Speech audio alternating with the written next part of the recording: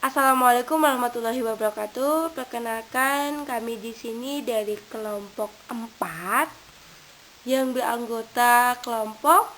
Yang pertama ada Amelia Damayanti, yang kedua ada saya sendiri, Dian Wulandari, yang ketiga ada Octavian Yosepin, dan yang keempat ada Mega Holly Nabila. Nah, kami di sini akan mempresentasikan sebuah materi dari hasil diskusi kelompok kami yang bertemakan pembuatan pengembangan produk Solida untuk memenuhi salah satu tugas dari mata kuliah formulasi teknologi sediaan solid.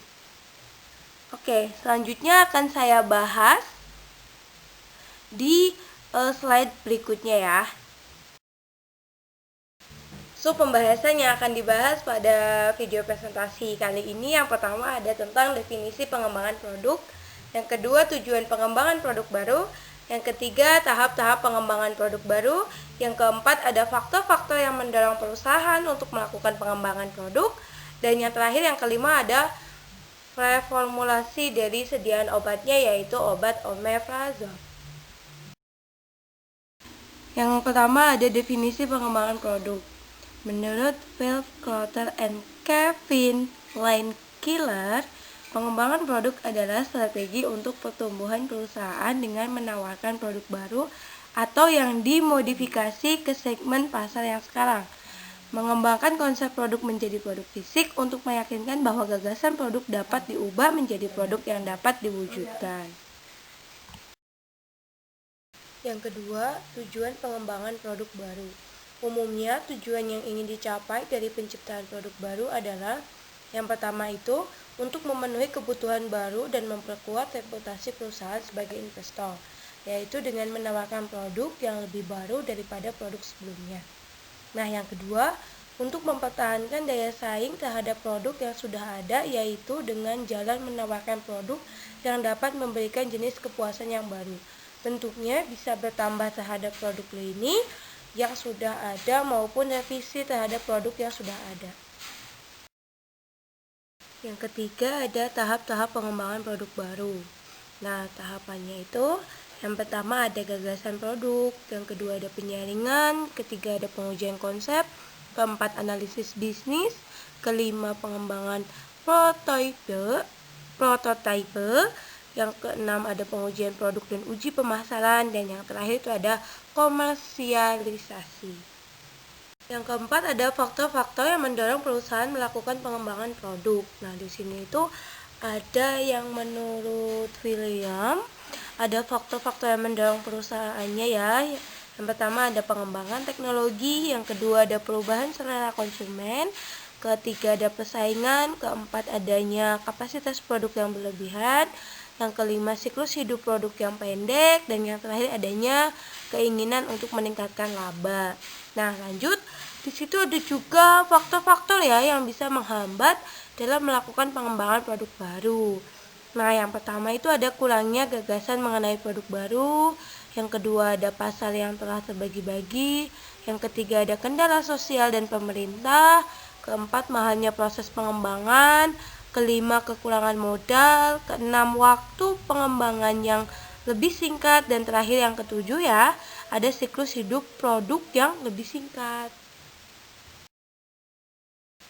Yang kelima ada reformulasi dari omeprazole. Nah, di situ bisa kita lihat ada rumus dari omeprazole itu sendiri ya.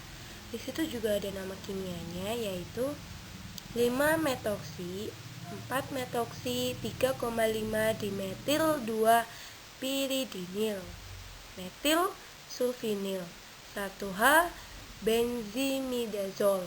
Nah, rumus molekulnya C17, H19, N3O3S. Berat molekulnya 345,4. Pemberiannya itu serbuk putih atau hampir putih. Terus kelarutannya itu sangat suka larut dalam air, larut dalam alkohol, metanol, dan diklorometan, sangat mudah larut dalam larutan alkali. Omeprazole adalah penghambat pompa proton selektif dan bersifat tidak terbalikan atau irreversible. Obat menekan sekresi asam lambung oleh penghambatan spesifik pompa proton H+ atau K+ ATP+ yang ditemukan pada permukaan sekresi sel parietal lambung. Karena sistem enzim ini dianggap sebagai asam, proton atau H+ memompa ke dalam mukosa lambung, omeprazole menghambat langkah terakhir dari produksi asam. Omeprazole juga menghambat basal yang dirangsang oleh sekresi asam terlepas dari stimulus. Efek penghambatan dari omeprazole terjadi dalam waktu 1 jam setelah pemberian obat oral. Efek maksimum terjadi dalam waktu 2 jam. Durasi inhibisinya adalah hingga mencapai 72 jam. Ketika omeprazole dihentikan, aktivitas sekresi asam lambung dasarnya kembali setelah 3-5 hari. Efek penghambatan omeprazole pada sekresi asam akan mencapai stabil setelah 4 hari dosis harian diulang. Oke, sekian presentasi dari kelompok kami. Kurang lebihnya kami mohon maaf. Bila ada kata-kata yang kurang jelas atau ada yang kurang dipahami, silakan untuk ditanyakan di kolom diskusi ya. Terima kasih. Wassalamualaikum warahmatullahi wabarakatuh.